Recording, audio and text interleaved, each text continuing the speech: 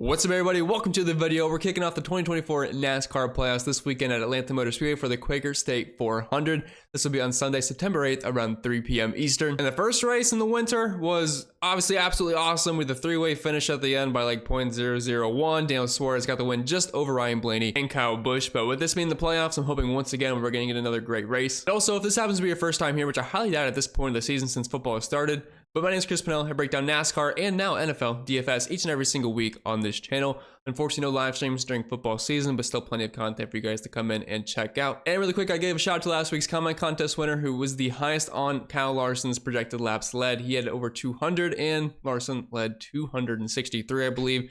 Just an absolute butt whooping on the entire field. Unfortunately, did not get the win at the end. Probably deserved it, him or Denny Hamlin, but what do you know, Chase Briscoe stole the show at the end to punch his ticket into the playoffs. And if you want to have a chance to win this weekend, all you gotta do is comment down below who you think is gonna lead the most laps and how many, and the winner will get a cash prize. If you enjoy, make sure you like down below, subscribe to the channel if you're brand new, and let's dive right into it. All right, let's talk some strategy here for Atlanta because this is a very tricky track, and also we don't have the largest sample size of races here. It's a newly reconfigured track, so if you're looking at any data prior to 2022 in the next gen era, completely useless. Used to be a high tire wear 1.5 mile track. Those days are gone. This is now a mini Daytona, mini super speedway, if you will. Now, I don't fully expect it to have like half the field wreck out. We have seen some more calmer races in terms of cars, or the amount of cars, I should say, DNFing.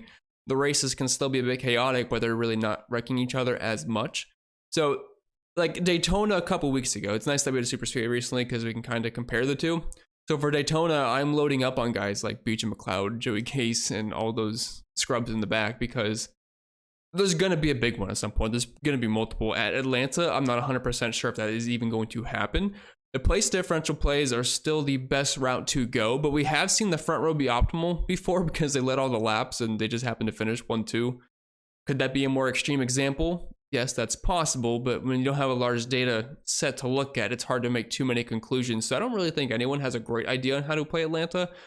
Just know, I would say the drivers that tend to be the best at super speedways, even if they are starting in the top 15, top 20, I'd be more inclined to play them than I would at, say, a Daytona. I'm not really planning on loading up on guys like a BJ McLeod. I'm not really know all the scrubs in the back. I completely forget off the top of my head. But, you know, like Cody Ware, those types. I don't really try to load up on them at these tracks. If you have some elite level drivers starting in the 20s, depending on qualifying, yes, you can play them. Eric Jones starting 30th, for example, if that happened to be a thing, he would be in play. So place differential is still important. The downer points don't really matter as much because we're still drafting and the fast laps are going to be completely spread out. And there's obviously always going to be plenty of guys that can lead laps at a track like Atlanta. So yes, I am more inclined to play these elite level super speedway drivers because, you know, a guy like Ryan Blaney can just kind of run the field, Penske, Brad Keselowski, those types of guys. So it's not full on Daytona or Talladega type builds. A little bit of a mix between drivers that just happen to be good at super speedways and place differential. And that's really the best way I can put it. And even me saying it kind of confused myself. All right, moving on to the driver by driver breakdown, I do have to mention one thing first. I know football season is here, but if you still want to join the best NASCAR DFS community out there, link is down below in the description or the pinned comment for that. Get projections for all sites, my entire NASCAR model, all the betting sims, and whatever else is on there. There's plenty. But I also do NFL content each and every single week and for every single showdown slate in a similar fashion, doing projections for both sites over there, cheat sheets, Discord, all of that fun stuff, and the optimizer, of course. If you want to come and check it out, you know where to find it. Link can be found down below, and the price is very fair compared to everybody else out there.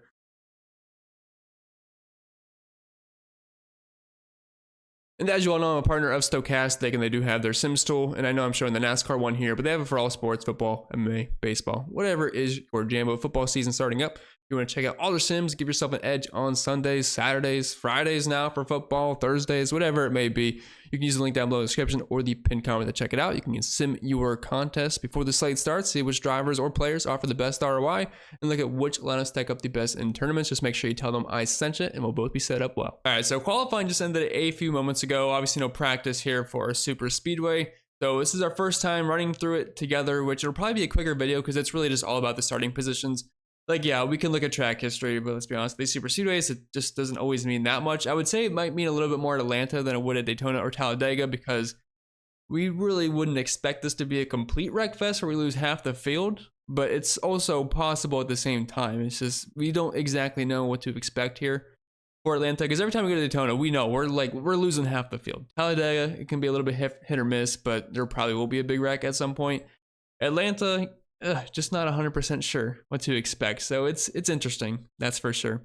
But we're going to start with the 5-figure range first. Obviously, all these guys are great at super speedways. There's a reason they're this expensive. But start with Ryan Blaney. Obviously, I know we have a big glaring red bar here of Denny Hamlin starting 38th. We'll talk about him in a second.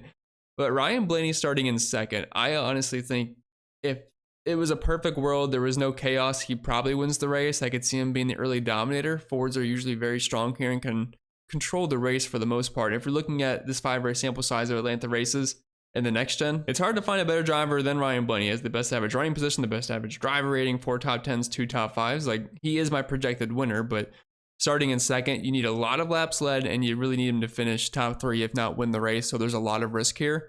If this was Daytona, I would have absolutely 0% Ryan Blaney, but since this is Atlanta, I think I might have some in MME. I don't think I'd play him in a single entry because I can play Keselowski, who has very similar upside here at Atlanta, but he starts 17 spots further back. Like, I love Keselowski in this race. I like him more than Ryan Blaney. I like him more than Joey Logano. I would say Logano and Blaney are those drivers that really need to dominate and win the race. And even then, you're not getting those fast laps, so they absolutely have to finish up front. Meanwhile, Brett Keselowski and Denny Hamlin are certainly the preferred options, especially Denny. If you're wondering what happened, they weren't entirely sure. Denny said he felt like he heard like a popping noise or some issue when he started up on pit road. Then obviously they weren't up to speed during the qualifying lap. Assuming everything's good to go tomorrow, he starts dead last. He's one of the best drivers at these tracks. I mean, yeah, he's pretty much, I don't want to say the word lock because a lot of things can happen in NASCAR. For cash games, he's a lock. It doesn't matter if he finishes 38th or 1st. I mean, you just have to play Denny Hamlin. Tournaments, though, there's so many other PD plays where it could make sense to get away from him. If he finishes 26th and there's an issue, he won't be optimal. But man, the floor is high. The ceiling is extremely high. I mean, yeah, he's going to be the highest on driver for a good reason. So love Kess, love Hamlin in this price range. Dropping out of the 9K drivers, not a lot of interest in Larson here. Very cheap on FanDuel, $8,200. But man, he's just awful at the Super Speedway. He's terrible at Daytona, terrible at Talladega. And then if we're looking at Atlanta, 5-race sample size, average finish 28th, running position is not that great either. 1 top 15 finish, just not pretty for Larson. Chase Elliott, one of the best Super Speedway drivers, great at Atlanta. I believe he was optimal here on the pole before. Starting in 16th, very similar play to Keselowski. I'll have exposure to him. I'll have some exposure to Byron as well. He did dominate this race in the past. I believe he won maybe a couple times here at Atlanta. Let me see if I have it. Yeah, 2 wins, 2 top 5s, and also the second most laps led. So I will have some Byron exposure. I'll have some Buescher exposure. If you're going to give me a Ford, like one of the top tier forwards starting mid-pack, like with Keselowski, yeah, I'll have some interest for sure. Dropping down to the 8K range, Kyle Busch, also one of the better drivers at super speedways. Almost won this race earlier in the year, 3-way tie pretty much with Daniel Suarez and Ryan Blaney. Starting in 15th, it's going to keep him lower owned, but I would view him as a pretty similar play to Buescher. I know he didn't make the playoffs, but I know he wants to keep that win streak alive, so don't think Busch isn't going to be trying.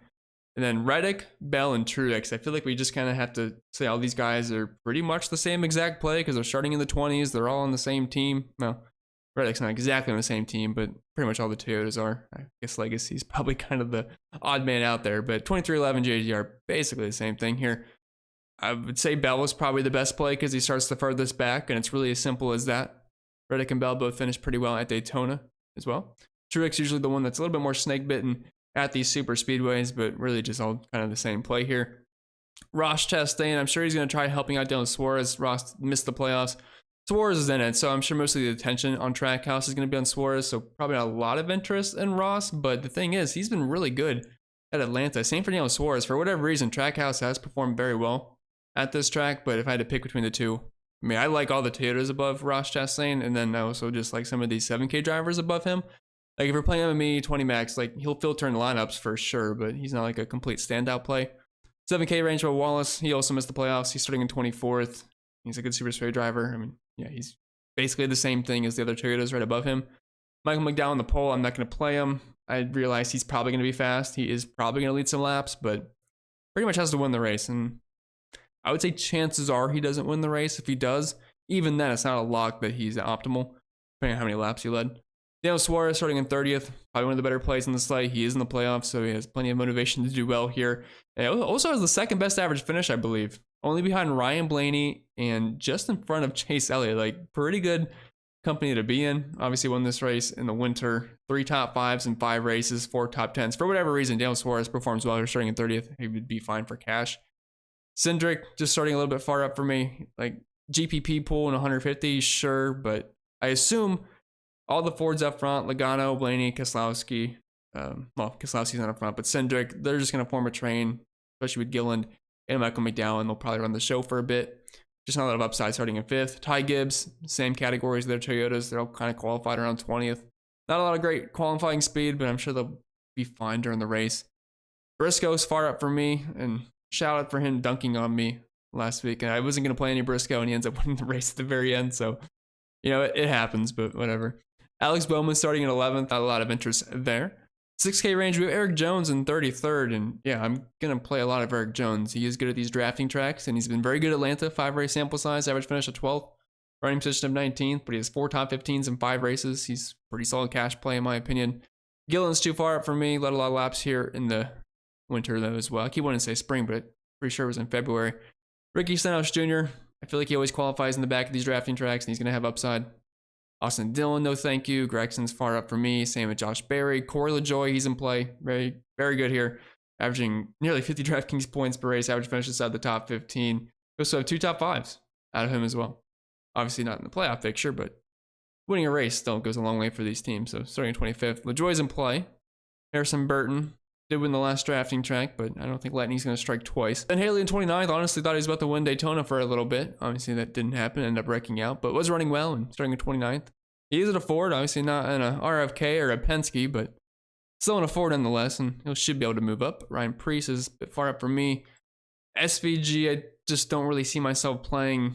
If this was Daytona, I would say absolutely load up on the Yaley, McLeod, Ware, Zane Smiths of the world, but with this not being Daytona, not as much interest. You can still get exposure to them if they happen to just, the idiots all happen to wreck out, and these guys can get 20 spots somehow, sure, but it's not something I'm completely banking on for this race. I'd say my favorite options would be Hocevar and John or Nemechek, because I think they have upside if it's a wreck fest or not, either way. But with that being said, that's all I got for you guys this week. I know it was a quicker video, but really at these super speedways, we just can't break down speed or really track history even that much. Like, yeah, we can talk about it, but it all just comes down to the starting positions. So hopefully it was helpful, and if it was, make sure you leave a like down below. Subscribe to the channel if you're brand new. Check out the NFL content that I put on the channel. I have 2 videos. Recommend checking those out if you aren't playing on Sunday. We wish you all the best, and I'll see you all next time.